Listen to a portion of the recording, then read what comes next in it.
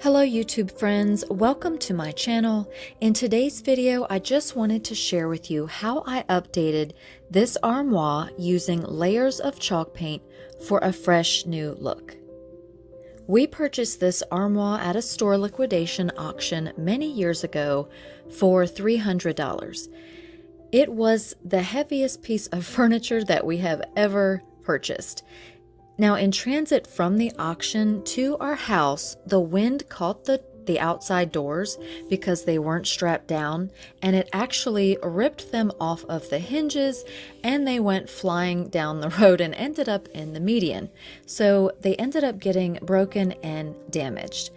So we glued them back together, and over the years, I've painted the panels inside the doors a few times, and then at one point, I started to glaze them and got distracted for some reason, and the glaze ended up drying just like this. Needless to say, it was time for a makeover.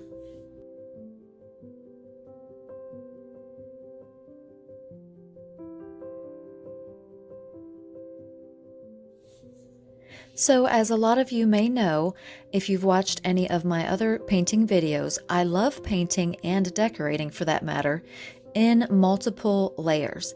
I prefer an aged and textured and distressed finish. So for this armoire, I used leftover homemade chalk paint colors, many of which I mixed together, so I cannot tell you exact colors to purchase to recreate this. I just kept painting and adding tones that I liked until I ended up with a look that I was happy with.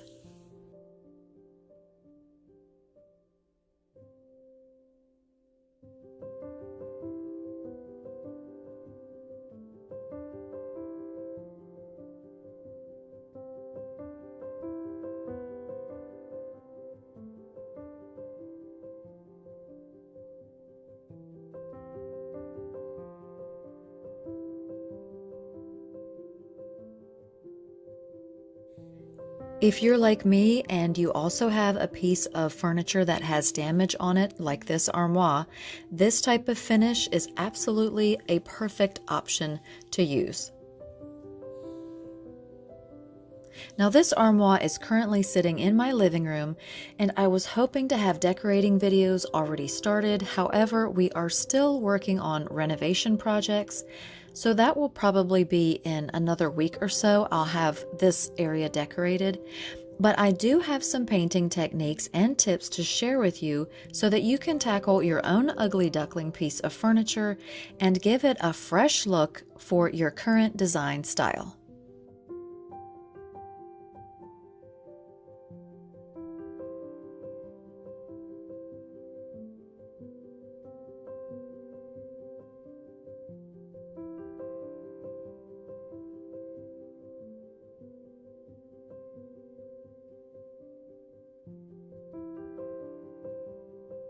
So I wanted to share this idea with you. A lot of you have expressed to me in the comment section on different videos that I've posted that you're not really sure of yourself and you're kind of scared to get started, especially if it's a larger project.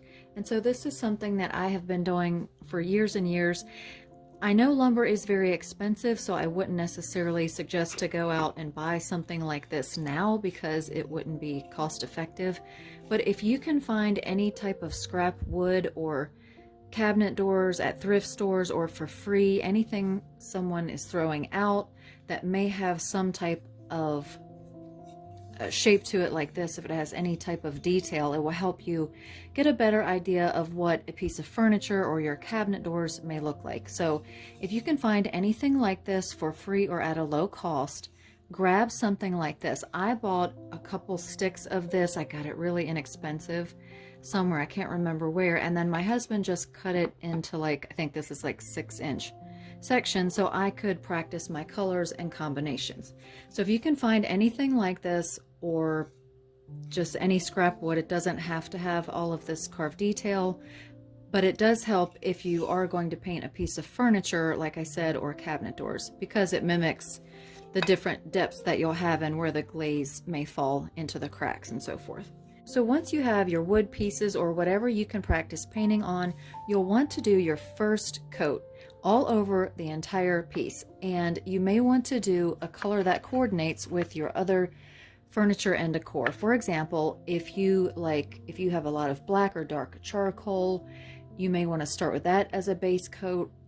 You can do like a medium gray or a dark gray, or maybe like a taupe or a color like this, a similar color to this in the Waverly chalk paint. This is actually a custom color, but you can find this color fawn in the Waverly chalk paint at Walmart, or I'm sure other areas, and that's a very close match right there. So if you like this type of tone for an undercoat, you could go with something like this. So you want to start with your base coat, put that all over your project piece, just like I did for my Armoire. I had a color that I had already mixed up myself with plaster of Paris. I just wanted to get it covered with one solid coat, and so I went ahead and did that. Now, a lot of you may not like that messy paint look. For example, like this one where I did a drag brush technique. On this sample, I had a darker color underneath. As you can see, it's like a darker charcoal color, and then another medium gray, and then a light gray. I think it's Paris gray on the top. And then you can also split them like this and sort of layer and see how that's looking. And so then on this side, I went over with a creamy white. I think this was Old White by Annie Sloan, if I remember correctly. Like I said, these are several years old, so they're kind of scratched up. And if you're interested in a look like this, I achieved this look by layering the paints and doing a drag brush technique, using the side and pulling the paint across instead of really pressing down and getting in there. You can just sort of pull it across and then just add the paint where you want it on the top.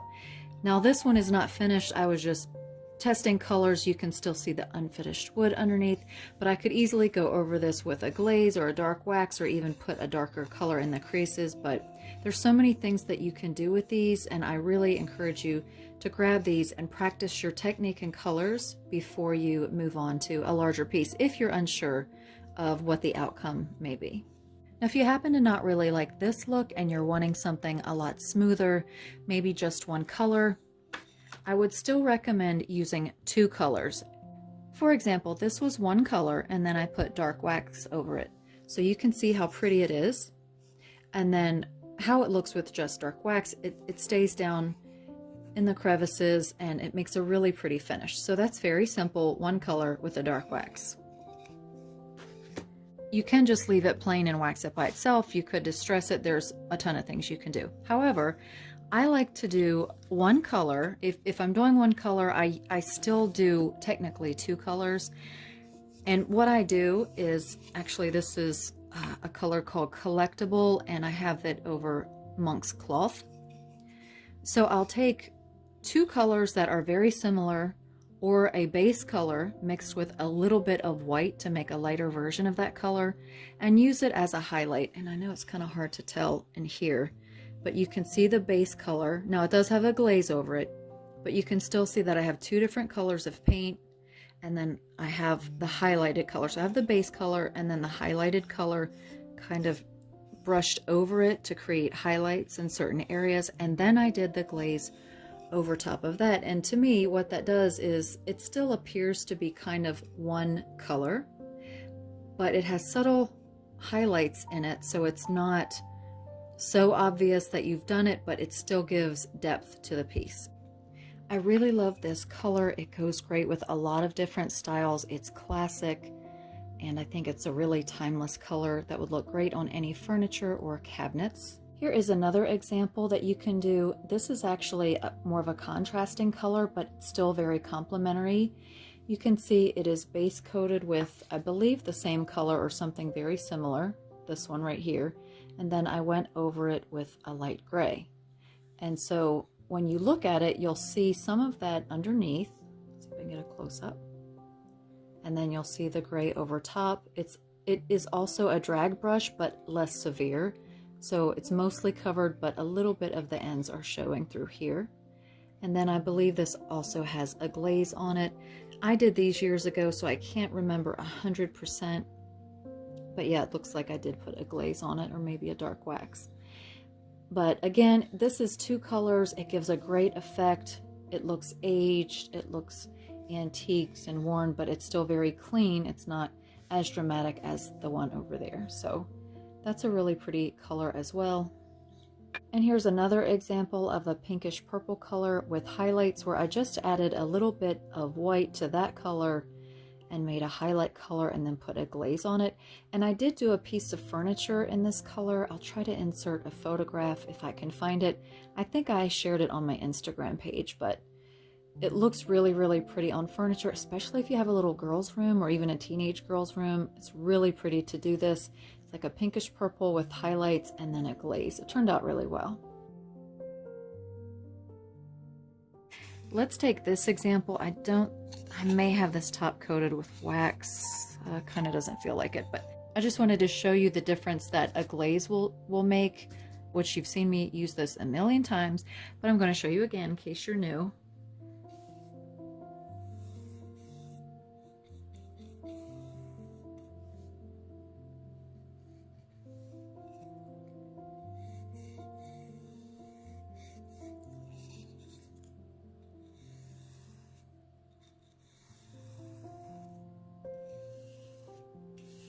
Now I'm just focusing on the creases right now. I just want to make sure it gets down in there. And this will change the color of your paint, as you can see. It will make it darker like that. So if you want to keep this lighter, you need to put a top coat on first, like a polyacrylic or some type of matte or whatever finish that you want to put over it, and then do your glazing and then coat it again. I'll show you here. See, it will darken it, but you can wipe a lot of it back off. So you put your glaze on.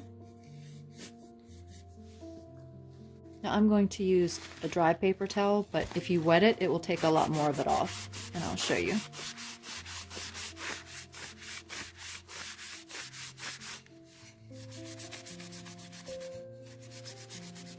Just kind of rub that in there.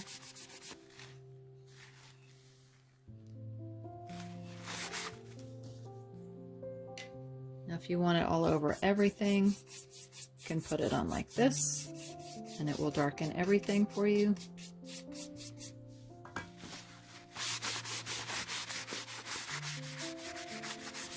Make everything look old and antiqued.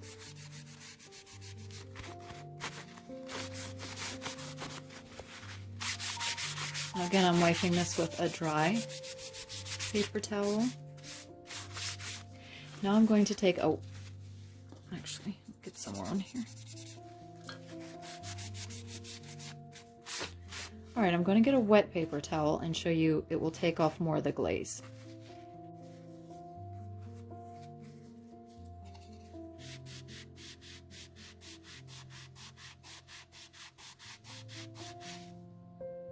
If you use a wet paper towel, it'll take a lot of that back off, but it will still change the color a little bit. But you can lighten it up where you want to a tad if it's wet. Get some more of this off.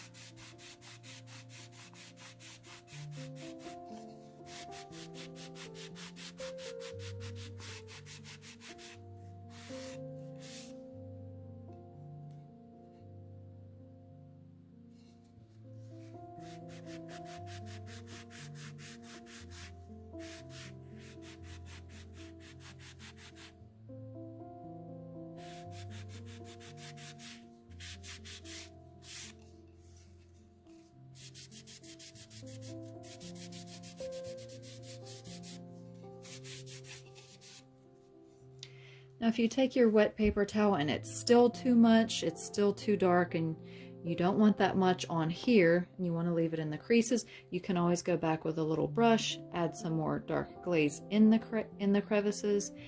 But you can also take your sanding block and kind of lightly sand some of it right back off. So there are a lot of different options. You can always fix anything that you paint.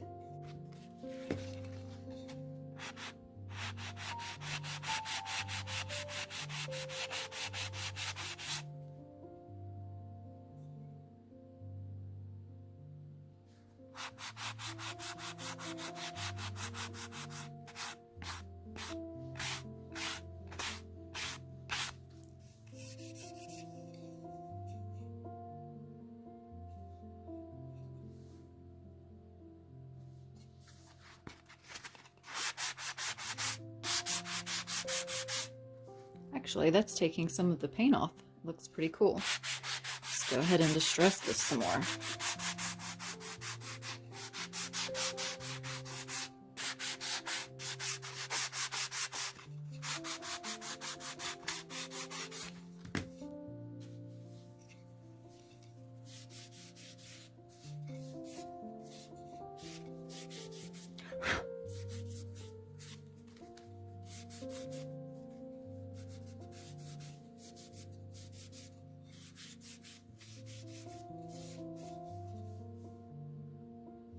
And there you have a completely different look as well by distressing it more and taking off some of that top coat there, some of that lighter gray. It took it down to the color underneath. So that's another reason why layering works out so well. It's just so pretty when you distress it and glaze it. And when you do this, you'll see all those layers underneath. But you have to put them on first to be able to reveal them. So I hope you enjoyed this video and you found it inspiring and helpful. I would love to hear from you in the comment section below. I would also love if you would consider subscribing to my channel if you haven't already. And when you do, please make sure you click the notification bell and select the option all so you won't miss the next video. As always, I want to thank you so much for watching. Please be sure to give me a big thumbs up and I will see you in the next video.